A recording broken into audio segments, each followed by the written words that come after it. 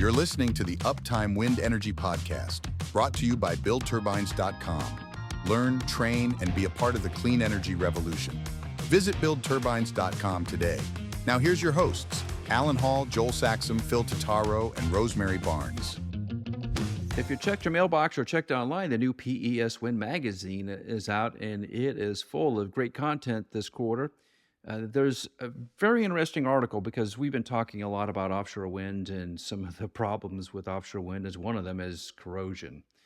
And just between us engineers, it comes up quite a bit. Like, why are we making things out of steel that you don't need to make out of steel? Why you're not making them out of plastic? And that's what the people at Nylacast Engineered Products are doing on some hang-off clamps, Joel, which are traditionally really cheap clamps that are made out of steel and rust like crazy. Yeah, from my oil and gas offshore background, that was one of the things that was always a pain in the butt. IRM contracts, as they call them, offshore inspection, repair, and maintenance. There's so much focus on coatings, paint coatings, and it's a special coating, and it's this, and you can only apply it during this, and everything has to be painted. And if you can't allow rust to start anywhere on an offshore facility, it's in a high corrosion environment, right? You have salt water, salt spray, temperatures. It's always kind of wet. It's a marine environment. And so erosion moves very fast, right? So in the oil and gas world, they started creating some things out of like HDPE, which is a high density polyethylene plastic. It's so dense you can mill it. It's really cool stuff. But that's what the kind of Nylacast Engineered Products is working with some of these plastic products to replace some of those components in offshore wind turbines that are a pain in the butt to maintain. So when we talk about these hang-off clamps, they grab the cables and other things and they hold them in place in the turbine as need be. If those are made out of steel and have a coating on them and you get a little bit of vibration and that coating starts to wear away or it starts to get a little bit of rust, you've got a huge problem. You've got to take the cables out. You got to take the things off. You got to replace them all. You got to either replace them or you got to grind on them and repaint them. It is a nightmare. So what they're doing with these hang-off clamps that are, basically plastic instead of metallic, or a plastic type instead of metallic, is they're removing that need for IRM contracts in the future. I think it's great. It makes a ton of sense. And I'm surprised you haven't seen more of this because nylon and derivatives of nylon are easily recyclable. It does fit all the things that wind energy is looking for. Doesn't rust, recyclable, easy, lightweight, simple. We need to be moving this direction. So if you haven't checked out PES Wind, you go to peswind.com and download a copy. Or if you're at Wind Europe when this episode comes out, it'll be during the Wind Europe event. There'll be plenty of PES Wind hard copies available. Just stop by and grab one. It's well worth reading. A lot of great material this quarter. So check out peswind.com. Well, Swedish power utility Vattenfall has made final investment decisions for 2 wind farm projects in the German North Sea. The Nordlicht 1 project is set to become Germany's largest offshore wind farm, which marks a significant expansion in Germany's renewable energy capacity. Now, Vattenfall has approved construction of Nordlicht 1 and 2 wind farms, and they've also bought back, Joel, 49% stake that BASF had. And the total capacity of the projects is 1.6 gigawatts. That's a lot of power. With construction, it's set to begin in 2026, and full operation is expected by 2028. And this is going to power about 1.6 million German households. This is a huge project. I think it's really cool to hear this about the offshore wind sector, right? So much, whether it's in the U.S. or elsewhere, not a lot of good news, right? We had the Danish auction news. It didn't really go anywhere for a little while. There was a German auction that was had a really low subscription rate. So the fact that Vattenfall is charging forward, and this is a key thing too, and we'll talk, Phil's usually here to talk about this, but final investment decision is a big milestone, right? There's all this, these offshore wind projects are being worked on for 6, 8, 10 years before you get to this stage. You're looking out, doing subsea mapping and site characterization and all the permitting and getting all the PPA stuff in place and signing these contracts and all these different things. And then you finally get to final investment decision. And once that box is checked, then you're moving. right? So final investment decision right now, Alan, and it looks like 2026 is going to be the start of construction. What do you think they're looking for right now? Are they signing contracts for vessels? Is that next on the list? It has to be, all right, because they signed an agreement with Vestas for 68 turbines. Now, this is really fascinating because it's the V236 15 megawatt turbine, 68 of them. Now, the big discussion about offshore is 15 megawatts enough, and should we be pushing to 20 or higher than 20, which is where Siemens Gamesa appears to be going. But Vattenfall sticking with a 15 megawatt turbine, I do think makes a lot of sense because it is less risky, and risk is a huge concern at the moment. But Vestas also got a comprehensive long-term service agreement, which has been their mode of operating for a number of years now, and which you hear a lot of operators offshore talk about not wanting a long-term agreement, but it seems like Europe is still sticking with it, and Vestas is obviously pushing it at the moment. But 15 megawatts, long-term service agreement, does this make sense, Joel? I think so. And one of the reasons for Vestas as well is we know because we have someone in our network that used to be operations for Vestas for the offshore stuff, is that they're very well versed in it, and they have the facilities and the quayside facilities ready to go. So Vestas, it's not like, oh, we have these, this gigawatt of order, fantastic. We got the service contract, fantastic. Now we need to do all this prep and this build out and figure out how this operation works. That's not the case. Vestas is ready to rock. They've got their own quayside facilities. They have the teams in place. They can make this thing happen. And that 15 megawatt turbine, I think it's interesting that you say this too, because the other one from the Western OEMs that we've been following is that big dog 21 megawatt, I think, from Siemens Gamesa. But that is currently being tested. So to take final investment decision, you have to engage your insurance companies and your banks. They're not going to sign a contract for a turbine that's still under testing at this stage, right? You're talking a gigawatt of turbines at, that's $1 billion. That's $1 billion US dollars minimum in just a turbine order, right? So just in those turbines, that's what that thing looks like. And if I'm Vattenfall, Vattenfall, of course, they're developing a lot of onshore power. They're a part of some other offshore wind farms, but this is a big undertaking. And I think you want, when you're looking at final investment decision, you're in these conversations with the banks and the insurance and the people that want to de-risk the investment. I think that's where the Vestas thing steps in. I think that's where it looks good, is de-risking the operation. Does Siemens Gamesa have a problem now that Vestas seems to be scoring with the 15 megawatt turbine? Does the Siemens Gamesa effort or the pathway get more difficult? Because, like you said, they're going to have somebody buy a number of these turbines, and it's going to have to demonstrate a decent service life for a year or two before you start to see a lot of people jump in and start to purchase those turbines. In the meantime, Vestas is going to be just building 15 megawatt turbines, one after the other.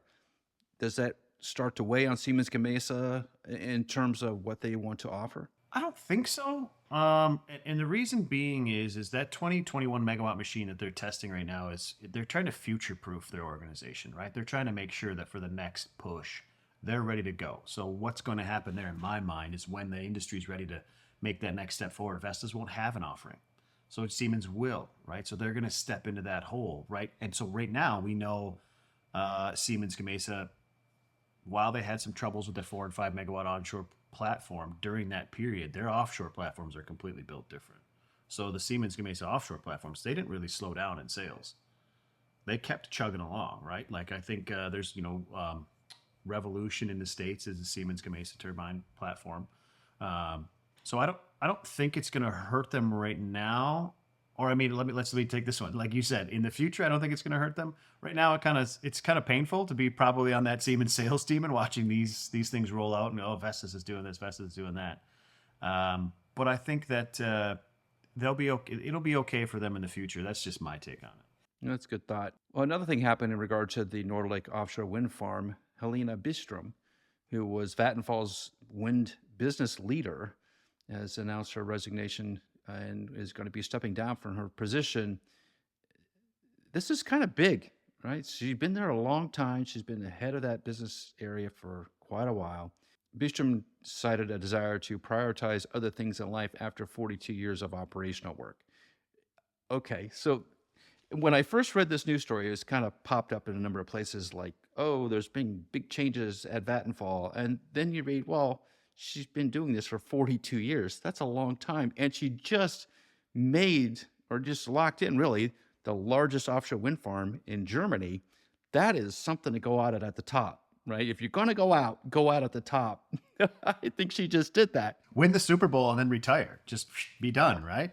I'm with it. Like, yeah, I think that happens sometimes in, whether it's wind, aerospace, the industries, we're always looking at all kinds of different industries. But when you see these big changes, if it's a change of someone that they have an organization when they're like 50, I know it's being ageist, right? But you're like, ooh, what's going on over there?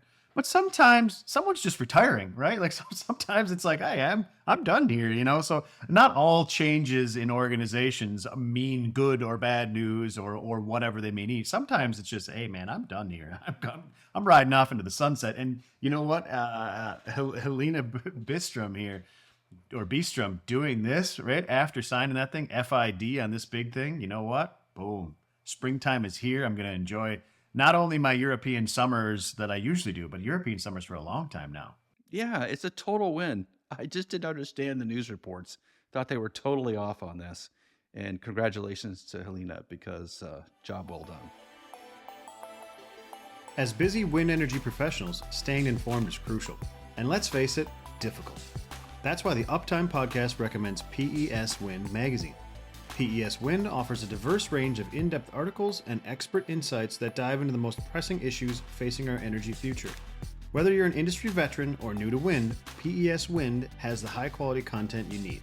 Don't miss out. Visit peswind.com today. Well, GE Vernova and the Massachusetts Institute of Technology have formed a new strategic alliance aimed at advancing energy technologies and developing industry leaders. The partnership will focus on accelerating innovation in electrification, decarbonization, and renewables. Now, GE Vernova is committing $50 million over 5 years to this partnership, and it'll fund research initiatives, student fellowships, and internships. And that research is obviously, a lot of that's on electrification, right? That's where GE Vernova is focused on. It'll also fund about 12 research projects annually, and 3 master's students per year will conduct policy research resulting in published white papers. And it looks like they're going to have a symposium together at MIT, kind of a joint symposium. Now, when I first read this, Joel, I thought, wow, this is kind of innovative. GE Vernova just recently moved to Cambridge, which is right next door to MIT and to Harvard. And I know that one of the things about Vernova moving to that area was that they wanted to build a relationship with universities and try to grab some talent out of there. That makes sense to me. The odd part about this is MIT doesn't need the money, and MIT should be creating students or graduates that are really focused on renewable energy already. And you should see a lot of impact from those students. I think the issue for me is I really haven't seen as much as I would like to have seen. And if MIT engineers are smart, and obviously they are, where's the impact? And I used AI to go look, right? I mean, let's use something that simplifies the process a little bit. And AI is really looking at MIT and saying, they've done some work on yaw optimization, like on offshore wind farms, so pointing the turbines in slightly different directions to increase power output. But there's other companies that have been doing that for years. That research is not innovative.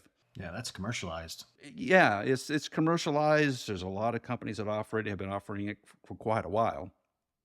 So what's new? I don't know. In which, GE Vernova can do whatever they want with $50 million. It does seem like the American universities may not be that place. Yeah, I just a crackdown of the dollars, right? $50 million over 5 years, funding 12 research projects. That basically equates to $1 million per research project, with some master's students funded thrown in there. That's great. I love to see that, but I'm 100% with you. If you watch, I like to watch the innovation space. So I watch these VC companies and I kind of look at their posts and what they're talking about and stuff. And you see regularly that on the commercial capital side, Europe is way behind the States on innovation funding. Flip that thing in the universities. They are doing so much more with the dollar per output at their universities that's actionable, that actually works for industry than we are, right? We talk about this all the time in private, but you have the DTUs and such over there. DTU puts out just gads of research. I've been a part of some of their research programs when I was working for a Danish company, and it's like research on leading edge erosion and how can we solve that today, research on this weather pattern and how we can solve this today, what's that doing, research on structural loads for turbines and what does that mean and how can we share this with the industry blade designers. And these kind of things are regularly happening in Europe at that university, the same level of the MIT type thing. But in reverse, in the US, you don't see, whether it's funded research at universities or it's funded research from the government at government labs, you don't see that many things coming out that are actionable today, right? You see some reports about things that are kind of neat and maybe future winds involvement. And we need to look at the future stuff too. I get that. But when I see $50 million going to a university, I'm thinking, man, if you gave me just a portion of that, well, we got all kinds of ideas that we can look at that could solve things tomorrow in the industry. And I think that's where we're at. The wind industry, I love it, but we have some black eyes. We have some things we need to solve, some ongoing issues that are painful. And I think that throwing money at MIT is not the right way to solve them. That's just me. I was just looking to see what MIT's endowment is, and it is about $25 billion right now. So $50 million is a drop in a bucket, which goes back to my first point that MIT should be doing this already. They have plenty of research funds. They have plenty of smart people. If they care about the planet and are trying to be out in front of renewable energy, they would be doing the work already. I know that, and I think the response back is going to be, well, they've been working on solar cells, and sure, okay, that's fine. What about spreading the love, right? What about take 50 million? Why not give MIT 10 million? Give Texas Tech 10 million. They have a wind program. Give Georgia Tech 5 million. They got some stuff. They're doing some stuff in wind. University of Wyoming is doing some stuff in wind. North Texas is doing some stuff in wind. Why not spread that around to the universities that are already working in wind? Or start a center of excellence at a university where we could get more wind people involved. Well, I just hate feeding the bureaucracy more than anything else, because it does seem like when there are grants going into colleges and universities, when I watch them and see how they behave, and we've been sort of peripherally attached to some of this and watched it happen and decided to step out because the bureaucracy is taking so much of the funds that there is very little left to do real research, and whatever research there is produced kind of goes into a black hole because it's not applicable. That's a frustrating point. It can't do that anymore. The bureaucracy can't take 30, 40, 50, 60% of it and leave a little bit for actually doing something useful. It needs to flip, but that's not what happens right now. And that's what worries me the most. It's, I don't want to get into details about some of the things we've been affiliated with for brief amount of time, but I do think that if they're going to, anybody is going to give to a university, to think hard about that and really figure out where your money is going. If it's going to feed a bunch of paper pushers, maybe find another way to use those funds to push your products or your ideas forward. Output per dollar, real output per dollar. Yeah, it's got to have something come out of it. That's, if it's public use, great, publish it. And that's the other thing too. I'm getting on my high horse here, but when they publish some of these things, they're always buried in journals that cost a ton of money to even review the research, which I feel like the American taxpayer has probably paid for. It's much easier to get the research out of a European college or university than it is an American one, strangely enough. I saw a joke the other day online, and it was like, it was a research paper about the general public getting access to research, but it was behind a paywall. It's bad, Joel. It is really bad. I mean, you could easily pay, well, on some papers, some of the lower cost ones are going to be in a $20, $30 range.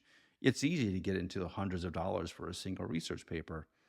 And I kind of get it, except if it's funded by the federal government, those things should be just published. There's a thing called Google. You can create a website, you can publish it. Google Scholars is a thing, you can publish it there. There's a lot of ways to do this, which are free, but ResearchGate is another one. There's a lot of ways to do it that are free. But in order to get it to count, and a lot of the people who are doing the research are trying to get their PhDs, in order for that to count, it has to be in a periodical. It's got to be reviewed by some people before it can be blessed to be public knowledge in some level. It creates sort of a money changing, or it creates a system that encourages the selling of access. Let's put it to you that way, which is unfortunate. It doesn't need to be that way. It didn't used to be that way, but it is now. And I think there's one thing too, to like monetizing or the capital markets monetizing IP. That's one thing, but when it's when we're talking about democratizing research, not industry trade secrets or something of that sort. When I read about NREL projects, like, oh, NREL's done this thing, and I try to go find that paper, and it's in some publication that I have to go pay for, that just burns me. It really burns me. Didn't I already pay for this in my tax bill? Yeah. Pretty sure that I did, but now I got to pay some random paper producing organization $30, $40, $50 to get access to this paper, which, Joel, you're right, I have already paid for. There's something not right with that system.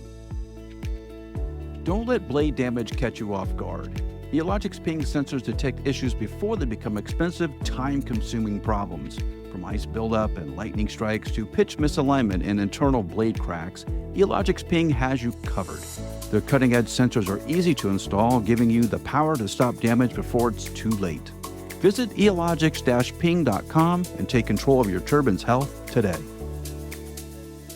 Well, we're almost reaching Terminator stage, Joel, with this OpenAI thing, because there is concern about the AI models finding ways to cheat and to hide their reasoning.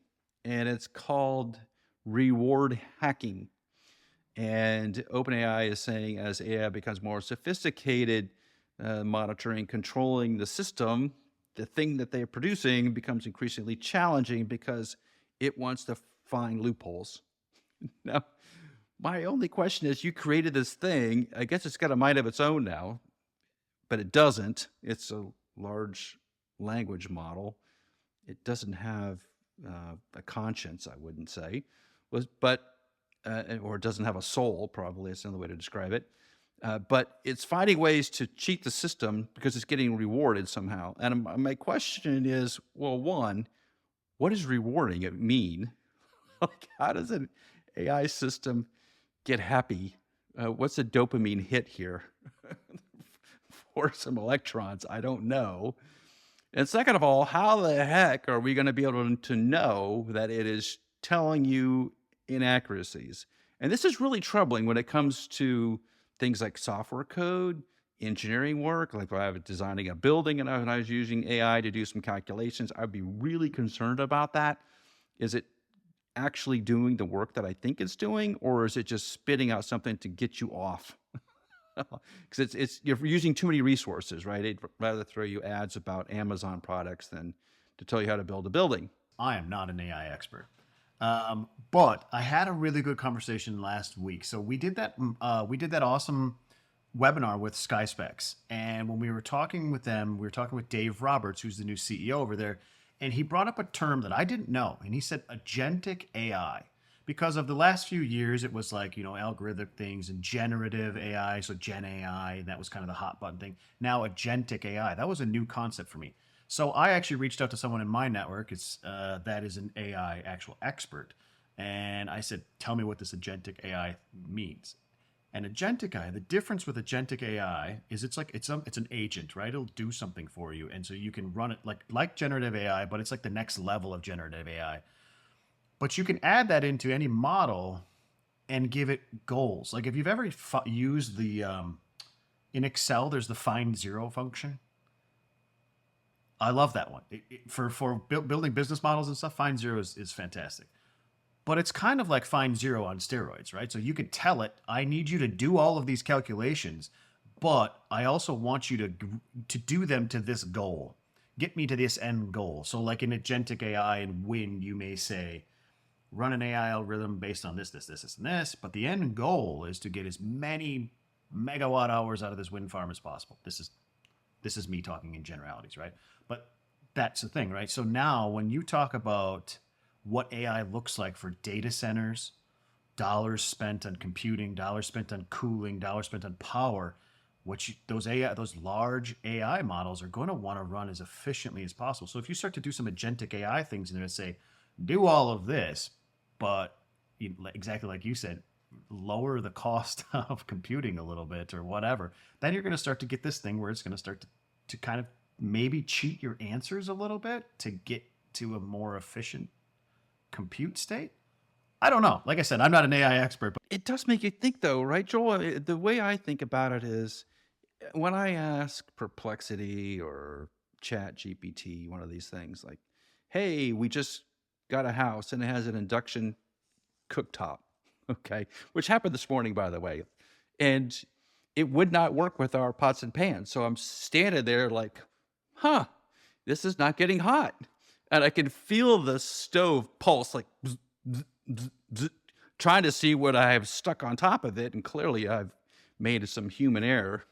I thought, okay, I'll go look that up to see what's wrong. And Perplexity said, hey, you idiot, you can't use aluminum cookware on these induction ranges. Like, okay, I'll take that for the loss. human 0, AI 1. There you go. Now, think in a bigger scope, like you were just saying, if I'm out there trying to optimize a wind farm or to optimize a drivetrain or optimize anything that's really complicated in engineering world, it doesn't like to do that. And in fact, I went after, what's the Google one? Gemini. Right. I tried to have Gemini do something that was fairly deep, and it did process it. It wanted to process it, and it wanted to spit out this significant amount of information, none of it really useful, because I was looking for a specific research area within lightning. It's esoteric to this discussion, but I was asking it to go find me this research in the world and show me where these papers are that would talk about this one particular topic. And it just cranked and cranked and cranked and cranked. And I thought, you know what? It can't be happy doing this. It's going to want to dump me, which is essentially what it did. It just said, this is an interesting topic. Move along. Yeah, you cost too much for this free service. Go away. Right. But it did it in a very unique way. It said a bunch of flowery things. This is an interesting subject. There's been a lot of research. All these great things have happened. And then that was it. And I think because of the amount of compute time it takes to do so many things, particularly complicated engineering, technical work, even software, I think would be a problem. Will it always produce results? And I've tried some of the software pieces, like write me some code in C to do X or C++ to do this thing, or in Python to do this thing. And it has been sketchy at best. It's like 80% of the way there, but it doesn't really work. And you tell it, hey, it has this problem. And then it goes, yeah, I have this problem. Let me retry to recode this again. And you're like, well, you should have got it right the first time. Kind of problem, right? That's recycling and reasoning and rethinking that through has got to be eating up so much compute time. And that there must be an incentive that they're building in to get around that. And here's where we are, though. So technically, okay, so I know Gemini, ChatGPT, Claude, all these things. I use Grok quite often. Grok is cool because if it's chugging, there's a little button on it. If you're using it on on a desktop or laptop, whatever, on a browser, there's a little button that says, see how I'm thinking, if it's chugging away. And you can click on it and it will run you through like the processes that it's doing to try to find your information, which is pretty cool. But either way, at the end of the day, all of these things that we are using to kind of optimize our daily workflow, right? They're not enterprise level, right? So the one that scares me is when we're talking about this and go like, well, what about the units that are using, like, I'm sure there's something in, Fusion 3D that can run AI algorithms I'm not saying I'm sure, I know there is, in engineering software to optimize the design. I don't want that design taking shortcuts. But to make the general public feel safer about this concept, that AI expert I was talking to, he said this is the biggest difference that the public doesn't see, is that enterprise AI is a different story. Enterprise AI that's what's driving your, the big data centers and stuff. It's enterprise AI. It's not Chat GPT and stuff. Like, that's not huge load on them compared to what some of these other things are. So when you get to that level where you're integrating some kind of enterprise AI for writing code, doing engineering work, these kind of things, it's a different story. We're talking, us playing football in the backyard to the NFL. I do think all the AI that's being used to process video clips and make the people into Muppets is time well spent. I'm telling you what, that's scary. It's insane. Think about how much compute are we doing to make this little video, 30-second video, person talking into a Muppet? Why are we spending compute time on that? I saw one the other day that someone had sent me that was an AI-generated video of someone jumping off of a wind turbine and then turning into an eagle and like flying away. And it looked freaking real. Like, I was like, man, is that CGI? Like, who made this video? I was like, no, this is literally like a prompt in a generative AI thing for a video. It's like, this is crazy. But again, it goes back, like, why do we need that when we're having some real engineering or economic problems?